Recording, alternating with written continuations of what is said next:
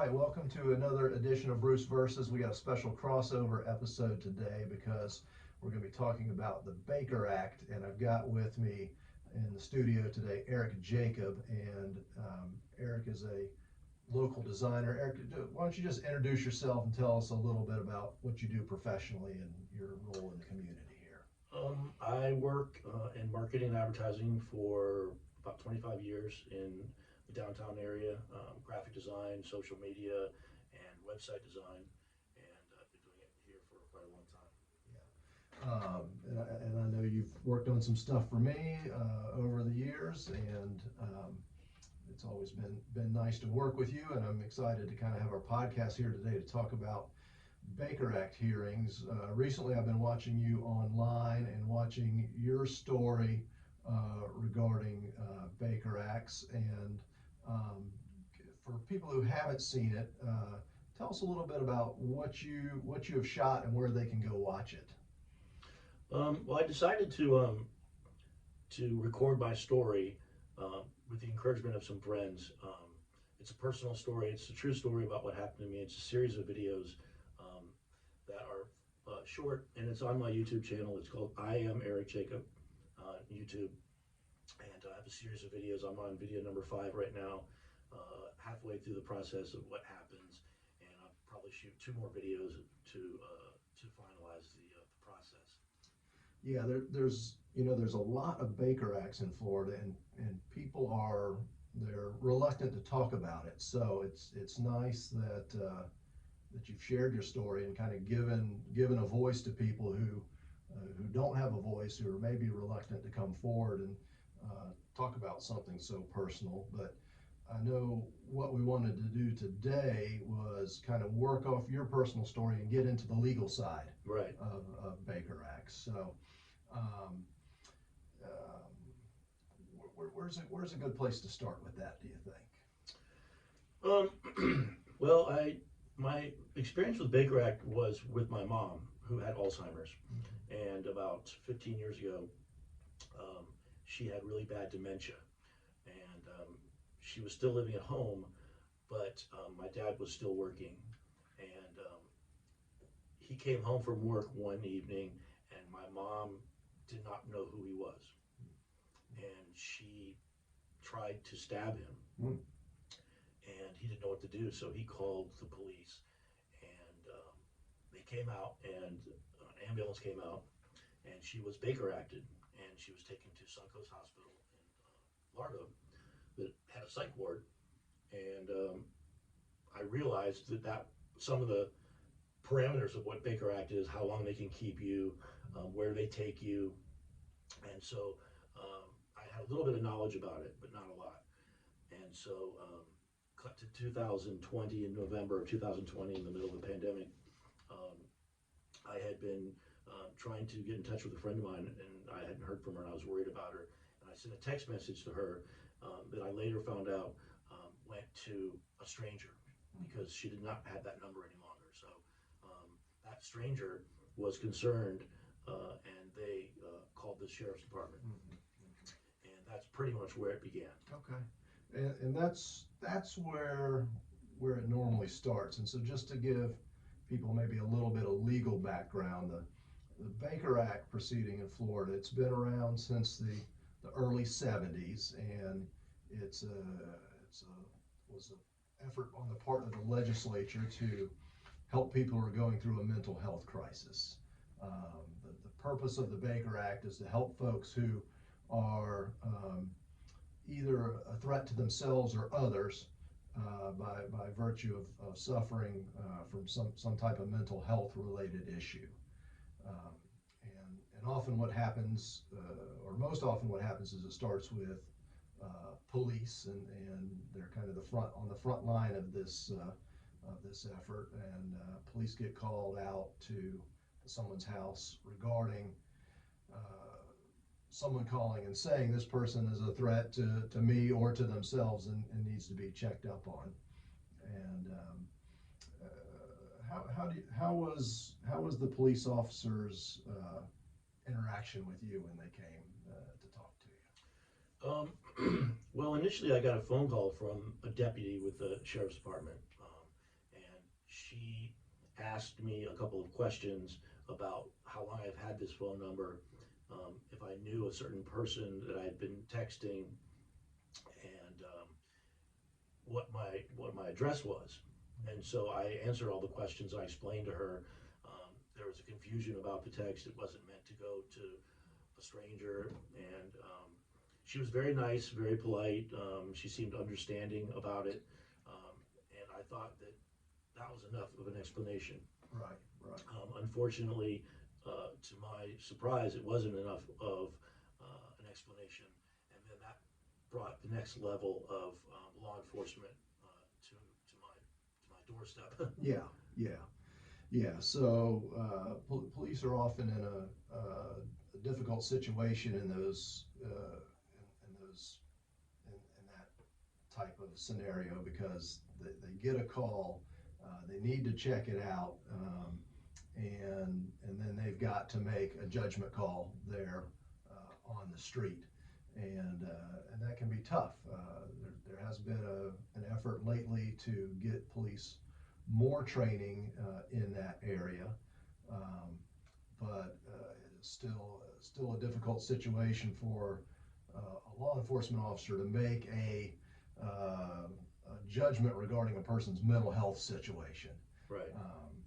And they tend to err on the side of caution and make sure a person gets the help or care that they need, and doesn't present a threat to themselves or other folks. When police initially called you, did you have any hesitancy in talking to them? I didn't actually at the time, because I didn't really understand the severity of what was happening. I thought this was simply a text message that went to the wrong person, and the sheriffs were checking up on me. So only in hindsight did I wonder what my rights were in this scenario, as opposed to an arrest scenario. Yeah. And I wasn't sure, but I did answer the questions because she seemed like they seemed like legitimate questions. Right, right. Yeah, it wasn't anything out of the particular ordinary. No, not at all. And certainly when police call you or contact you on the street, you don't have to talk to them. You're not compelled to do that. But often it's it's fine and proper just to kind of give them the information they want to talk to you about, and let them do their investigation. But you're certainly not under any obligation to do that. So in that scenario, if I had decided that I didn't want to speak to that deputy over the phone, I wasn't Mirandized, I wasn't read my rights. Right. She was just asking me questions in order to determine what the next step would be. What are a person's options when they're not being declared Baker acted, they're just being questioned? Yeah, yeah. So you don't have to talk to the police when they call you. You can certainly say, look, I'm not going to answer any questions today. Now that will probably almost certainly cause a deputy to be sent to your house to do a further investigation of the situation, Right. and attempt to talk to you in person. But again, even when they come and contact you at your house, you don't have to talk to them. But they're going to make a judgment call based upon what was reported, and based on their other observations of what's going on at Right. the time. So it's not always a bad thing to talk to the police, but just keep in mind you're not under any obligation to do that, and be careful about what you say that could possibly incriminate you if that was. And that's the interesting thing about it is with the Baker Act, is they don't Mirandize you. I don't think. No, they don't. Yeah, they don't, because they're they only Mirandize you when they're taking you into custody. When you're not free to leave anymore, and they're going to ask you questions. So Right. if it's just a voluntary contact with you, they don't have to Mirandize you at that point, and you don't have to talk to them. But that citizen contact doesn't require that early Miranda warning. But what you say, regardless of whether you're Mirandized, is still going to be used possibly as evidence, or what's the word I'm looking for? that they can use to bring it up to another level. That's right, yeah. So they're, every situation is different, so it's difficult to say whether if the officer, when they get there, based upon what they know, if they're gonna take a person into custody for Baker Act proceedings, it's really hard to say. So it's difficult to advise somebody in advance whether to talk or not talk Right. to an officer. But yeah, what you say is going to be considered by that officer, and whether to take you into custody against your will for purposes of a Baker Act proceeding. Right. And do they ever take you to actually a jail, or is the Baker Act they required to take you somewhere that has a mental health evaluation? That's right. Yeah, they're not going to take you to jail. They're going to take you to a place, an intake facility for a mental health evaluation. Right. Yeah, that's the protocol there. So they're going to take you there. Now, they're going to do an evaluation there at the facility, and they may continue to hold you. They could release you. They could. You could then be released back to police to be taken to the jail. Okay, if a crime has been committed. But for Baker Act purposes, what police are going to do is take you to a mental health intake facility where you're going to be held for up to 72 hours and have an evaluation done to determine whether you meet that clear and convincing standard of being a threat to yourself or other people. Right. Okay. Well, that's what happened. Is they took me to a. They didn't. One of the officers was very, very, very nice. The other one was a supervisor, and he was the one that made the call, and said, we're going to Baker Act you. And I was shocked by that comment. Mm-hmm, mm-hmm. And so this was during COVID, so everyone was masked up, and they basically patted me down, Right. but they didn't handcuff me. He said, I'm not going to handcuff you because you seem compliant and you seem calm, Mm-hmm, mm-hmm. which made me think some people are going to be handcuffed. Right, yeah. And they're going to go whether they like it or not. That's right, yeah. And that could be a very touchy situation, I'm sure. Oh, yeah. You consider somebody who's, a threat to themselves or another person and is agitated and is not willing to go anywhere. Yeah, they're gonna get cuffed and stuffed, we say. Yeah. Well, the officer took me in his patrol car, and very nice, very polite, professional, to a facility that I wasn't sure where it was. It was called PEMS. Right. Yep. That's an acronym, which I don't recall what it means, but it's a facility separate from the law enforcement. Yeah, that's the county facility that does intake of mental health situations. So, and then from there, sometimes they hold you there. Other times they'll send you to St. Anthony's or some other facilities in town, based upon what level of care and treatment that you need. Right. And what is your role as far as becoming involved with a client who is in the process of being Baker Acted, and what as a person who is being Baker Acted, at what point are they allowed to or supposed to should contact their attorney? Yeah. So you do have a right to counsel during Baker Act proceedings. In fact, one will be provided for you. It's almost always the public defender's office, though you do have a right to have a private attorney involved. And sometimes we get contacted by friends or family members to step in and help folks that are in that system. So really what happens is a person gets brought in because of this threat. They're evaluated, and then a recommendation is made either to release the person or to keep them or to send them to another facility. If they're gonna and the person who is being held, they have a right to agree to that, so so it's not contested or fought against, or if they don't agree with it, they have a right to a hearing. and a magistrate comes to the facility. A state attorney comes and puts on the side of the hospital or the side of the state and presents that to the magistrate. The person who's being held has a private attorney or a public defender put on their side of it, and then the magistrate's going to decide whether the person should continue to be held or not. So that happens at the facility during the process. You can actually have that happen. Yeah, and so you have the right to have that evaluation within 72 hours, and then if you want to fight the recommendation that they keep you, they have to have a hearing within 5 days. Okay, so they can only hold you about 8 days, update days without a hearing. So that's the safeguard in there,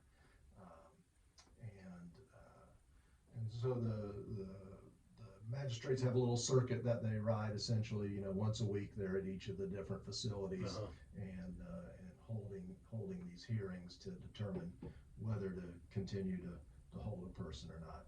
Years ago, when I started my career, I was a prosecutor, and that was one of my assignments. Is I went and represented the hospital or the state side of it to continue to hold people that objected to being Baker acted, and I did that for about 2 years.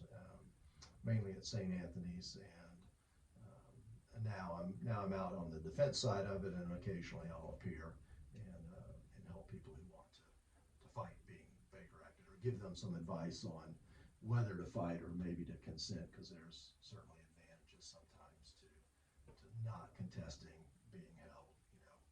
It prevents a petition from being filed. It prevents paperwork and a record. There might be some reasons not to fight a Baker act. But that's a decision to make after consulting with an attorney. Think about your options, yeah. Because that was, I think that's something that most people don't know about that, and so it's good to know that that you do have that option in order to maybe have some rights for yourself, that you're not being arrested, you're not being said, you can remain silent. Yeah, we don't want to have a situation where the state or the government has a way to hold people without some type of review, some type of representation. So the Baker Act statute lays out this course of action that, look, you've got to have an evaluation quickly, you have a right to a prompt hearing, and then a decision to be made. The other part of this to consider is what we're talking about with the record of all this. Right. We live in a very modern society that public records are a concern. The Baker Act statute specifically states that the records related to a Baker Act are intended to be confidential. Mm-hmm. The clerk is not supposed to publish those.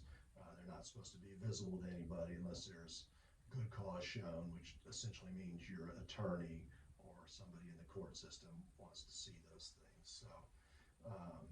So the records are confidential, but I'm always paranoid about records, and I don't like records to be created when there shouldn't be one. And so often when I'm consulting with somebody on it, I'll say, look, the state has this concern. Instead of fighting them right now, why don't we just give it a week or two, consent to staying here at the facility or going to this treatment plan, and then let's see where you're at in a week or two, and maybe then they're just going to release you without any further action. Then you avoid a record being created, a hearing, and some of those other concerns and things. So what about people that want that to be expunged?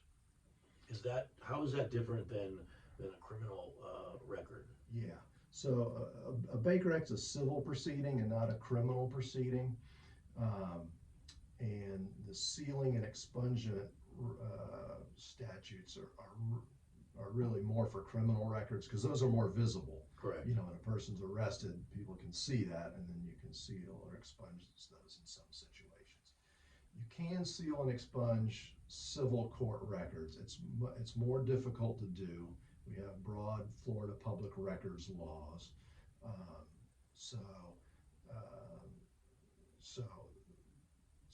it can be done, but generally, like I said, Baker Act proceedings are not supposed to be public record that anybody can see, so there's really not a need to seal or expunge them. Okay, so in a scenario that everything went fine and no court hearings or anything, and let's say that somebody was doing a background check on you, like an employer or a landlord, is that something to be concerned about? They shouldn't be able to see it. That shouldn't come up. Now, one maybe little interesting wrinkle is when these situations come up, the police want to know if you have any guns. Right. And they can as part of the Baker Act take your guns and keep them. Now, and that used to be traditionally how it was handled. The Baker Act, they take your guns, you get out, and then the Baker Act statute allows you to get your guns back within 7 days of you being released. You go back down to the police station and say, hey, look, the Baker Act's over, I want my guns back, and they give them back to you. Not the problem, but now we've got a new statute, came into effect about 2 or 3 years ago, a risk protection order.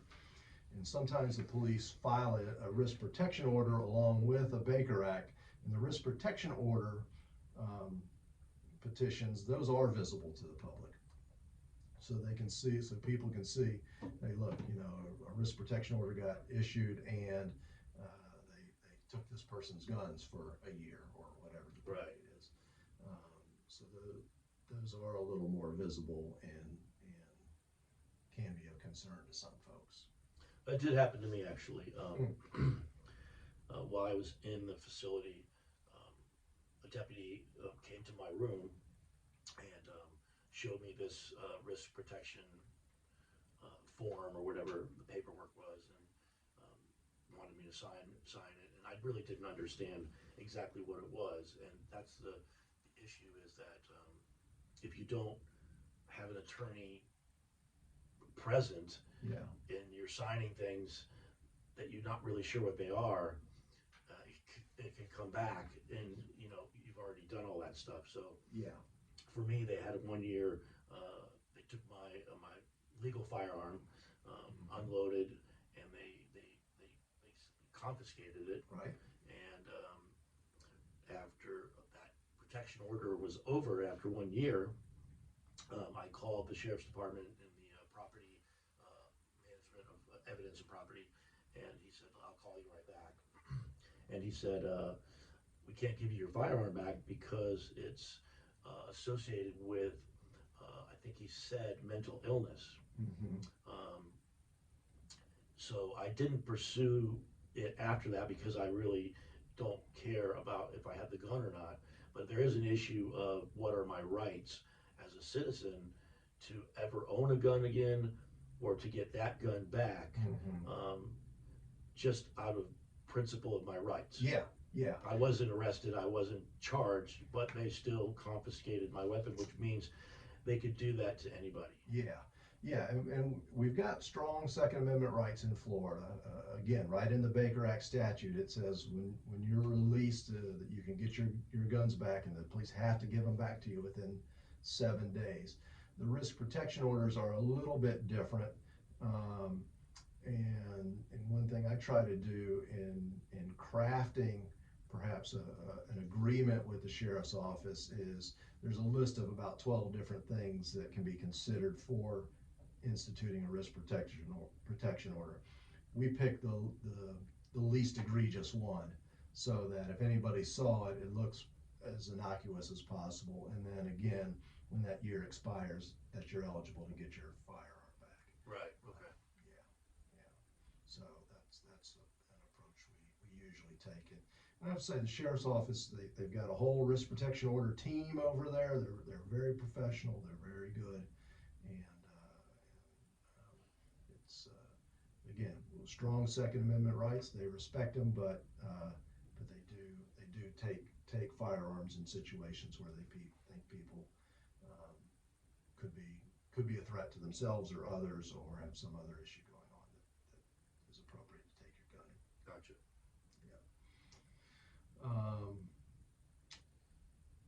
What other, have you had any other what you would say kind of longer term consequences or ramifications from the Baker Act?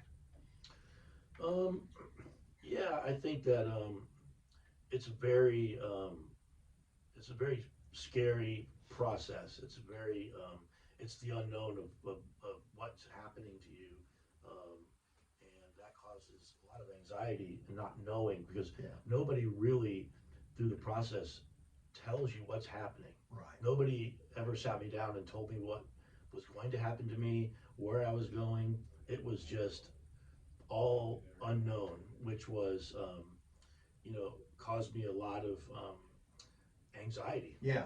Yeah. Even now, like when somebody knocks on my door at my house, it gives me a lot of anxiety because when the sheriff's department came out for the second time, because they came out one time to evaluate me, and I thought everything was fine, they left. Well, later on that evening, they came back with a supervisor, and they're all professional. I have to say, the guys were professional. They were doing their job. They were checking up on me based on what they felt was reported as something that I could hurt myself. And but I wasn't sure what was going to happen after that because that was where it got scary. That was the third contact with law enforcement that I had over a text message. I wasn't verbalizing to anybody. I wasn't waving a gun. Um, and if you watch my videos on YouTube, you'll see the specifics of more of the details about that. But not knowing what they were doing and not being able to really contact anybody because they take your phone, Right. and when you go to the facility, it's a jail without bars. Yeah. It Yeah. really is, and I have to hand it to the people there. Everyone was professional to me, and so it made it easier for me to be compliant. Nobody threatened me. Um, Everybody was nice enough to me. They did at the facility. I had to be transported because at PEMS, when they did my vitals, I had really high blood pressure. As you can imagine, Yeah. on the outside I was calm, but on the inside I was like, freaking out. Through the roof. Yeah. And so they said, we can't take him here because of this. This is not a medical facility, so we're going to have to transport him. So they had to call an ambulance, and they said, where would you like to go? And I told them the hospital that I wanted to go to. And so I went to that facility where they have a psychiatric ward. They have a area there called the flex floor, and that is kind of between a hospital bed and room and then also a psychiatric facility. Okay. So there's some limitations there, but they don't tell you what those are. You're in a room that is a nice hospital room with a TV and the food. They give you good food, but you're really not allowed to leave the room. Right. You have to use the bathroom in the room. There's no bathroom. It's just the facilities. Yeah. And they're watching you. I was on basically a suicide watch.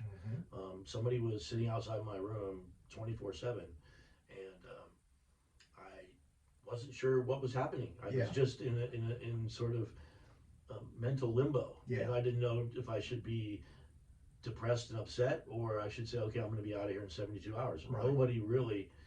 Nobody really told me exactly what was happening. Yeah, yeah, that's maybe where an attorney can help the most is just, and I find this in criminal cases too. People's anxiety is caused by the fact they just don't know what happens next, Right. Or what the process is. So having someone explain, all right, look, this is what happens next. You're going to be evaluated. You can cooperate or not cooperate with the evaluation. But based upon their observations, they're going to make a recommendation, and that's either to hold you or to release you. And if they want to hold you, you can contest that, and you've got 5-day hearing. And just to lay that out for folks, I think relieves a lot of that anxiety. Yeah. Just to know the options. So I'm glad to have an opportunity to have this conversation and maybe tune some people into what their options are. If they're in that Absolutely. situation. And on my YouTube channel, I've got some more details about what happens in the facility, what your limitations are, what you can and cannot do. Because I was moved to the full psychiatric ward from the flex floor room based on an evaluation I didn't doctor decided that was the next place for me. And I won't get into the details of that, but it is on my YouTube channel if Yeah. anybody wants to see or hear exactly what goes on there. And like I said, everybody in the process was actually really pretty nice to me. 99.9% of the people. It's not an easy job to do, and they're just doing their job, and they're trying to help people who are in distress, really needing help. So Yeah, it's not jail, it's not a criminal situation, but you are being held against your will. That triggers these rights that we've been talking about. But you're also, yes, in a situation with caring professionals that really are looking out for your best interest and the best interests of our community. So, all right. Well, again, I want to direct people to your YouTube channel so they can see these videos. It's I am. it's just I am Eric Jacob. That's all right. it. Okay. It's all my videos on there for this process. Yeah. So check it out because they're really very telling and compelling and an interesting story. And if you have questions about the Baker Act, you feel free to post them here on our page here with the podcast or on Eric's YouTube channel. And we'll try to answer those questions as they come along. And of course, if there's any legal questions you have in the future, don't hesitate to reach out to me. Thanks for coming on, Eric. Thank you. Appreciate it.